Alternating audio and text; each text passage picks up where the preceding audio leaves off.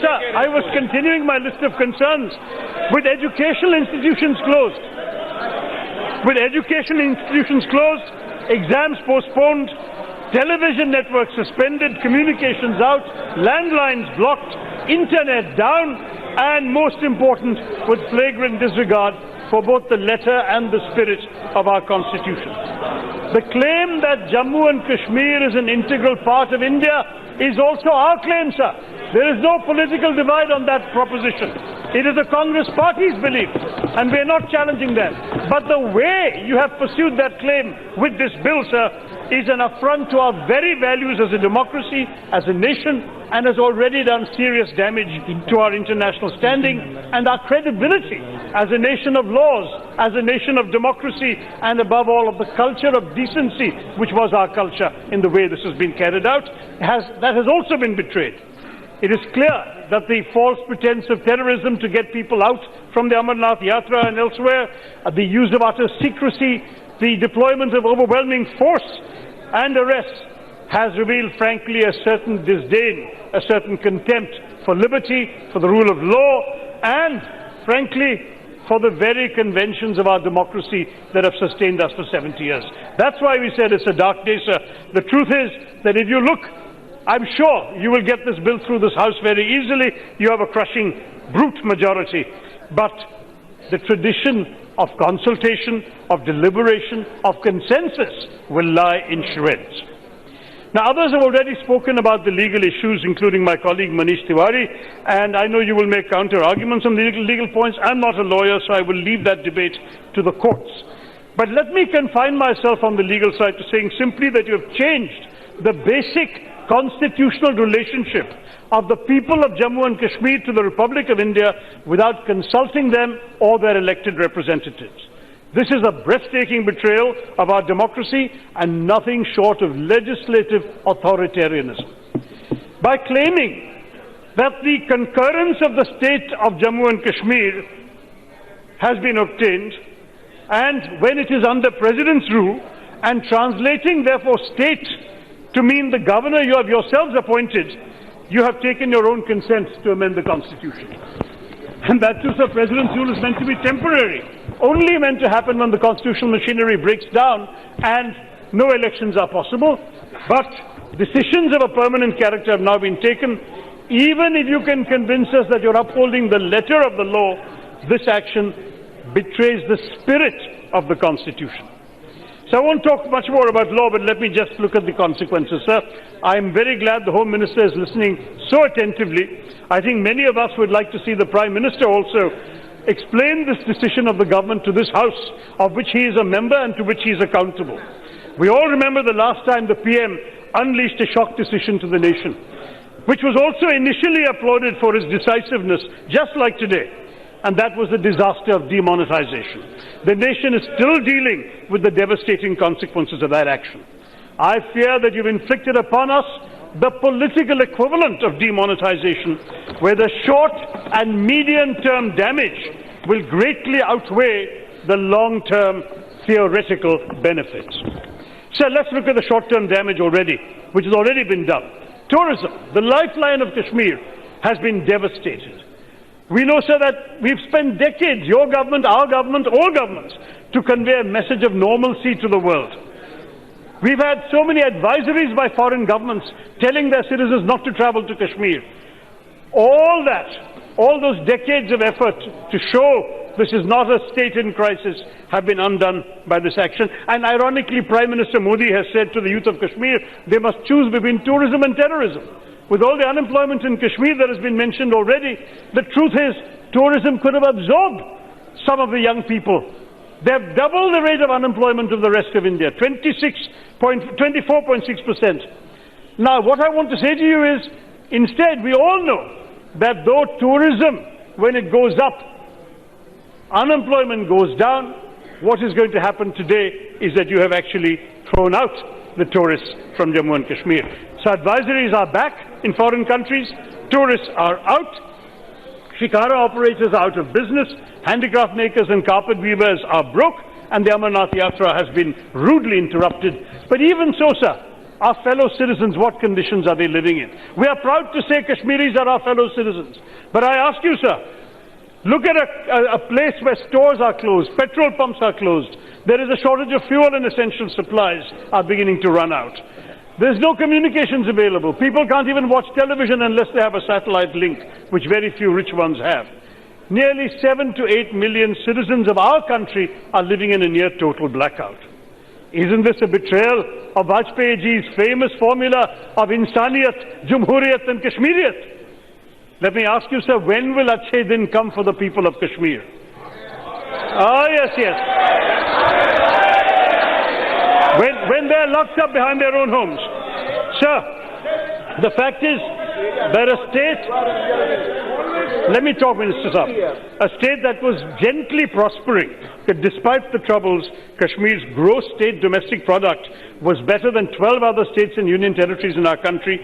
That state has been given an economic setback in the name of your reform and progress. In the name of unity, you are promoting division. And in the name of prosperity, you are promoting poverty in Kashmir. I feel this is a very sad situation. Now let's look at the medium-term consequences that are going to follow. Obviously security, sir. The Home Minister has to be concerned about this, because by locking up the democratic parties and their leaders, you are opening up a space for undemocratic forces. You claim that we were winning the battle against terrorism, and perhaps we were, but now we're giving a fresh lease of life to the terrorists. And must say, we are facing a situation in which they can cite a new injustice for them to fight. You have made the mainstream pro-India parties irrelevant and powerless to stop extremism. That is the legacy that this decision is going to give our country. You may drive more misguided young Kashmiris to join the militants than ever before. And our brave Jawans will be even more in harm's way and in danger as a result of this action. And when the Americans complete their withdrawal from Afghanistan and the Taliban, of course, their victory is complete, there will be a lot of idle Mujahideen and ISIS and Al-Qaeda ready to join Pakistan's efforts to attack our country. You have given them more excuses to seek help and money for their nefarious work. And, of course, we know what's happening to our federalism. Everyone has said this, I will be brief on that the various states in the northeast, as well as for that matter Himachal, have very similar restrictions under Article 371. If all it takes is for this government to declare President's rule and use their majority in this Parliament to make decisions for the legislatures of those states, are any of them safe? What has happened to our nation's respect for federalism, for minority rights? Can any Indian anywhere take his constitutional protections for granted? Sir, I need a few more minutes, sir. Just a couple more minutes. The international implications are very serious for our country. So with this action, we have thrown out 70 years of assurances to the international community and the UN.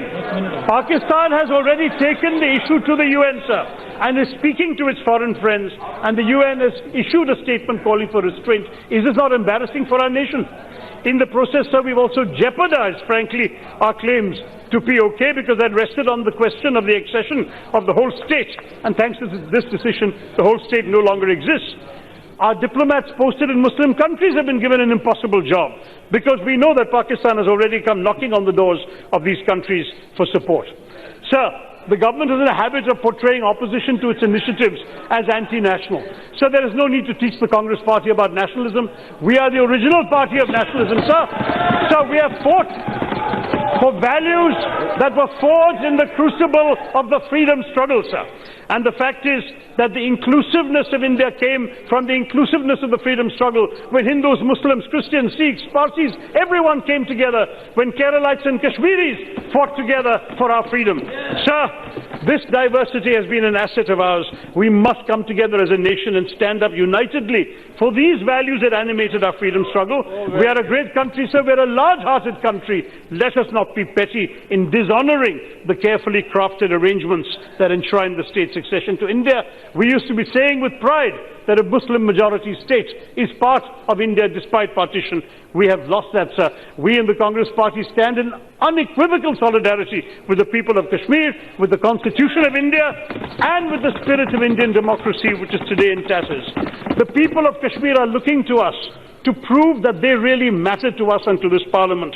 Sir, I do want to say you had promised me some extra time, and the chairman who's sitting there, to respond to the historical inaccuracies that we heard from the other side. I do want to clarify one thing about that, sir, because already this forum, this parliament is not being treated as a forum for discussion or as a source of advice that the government will hear.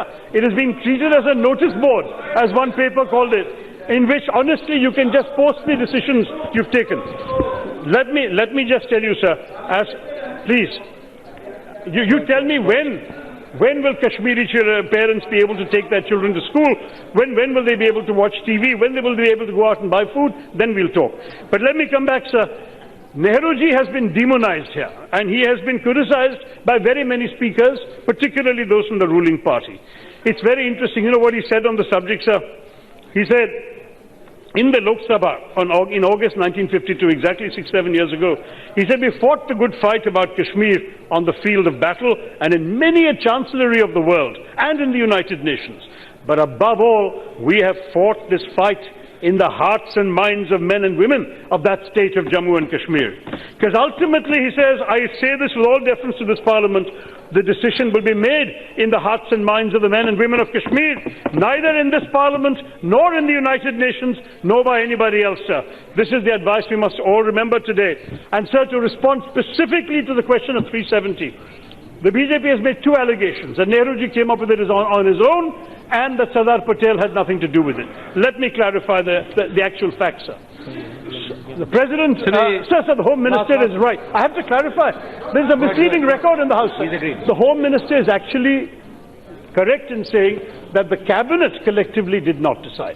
What happened was, sir, on the 15th and 16th of October 1949, at Sardar Vallabhbhai Patel's home, negotiations, let me finish, sir. The larger issue, sir, the larger issue is, unfortunately, we have missed this, that the claims that have been largely made in this House by your party has also been that Sardar Patel, if he had been here, we would not have this problem. It's all Nehru's individual fault. I have to clarify that, sir.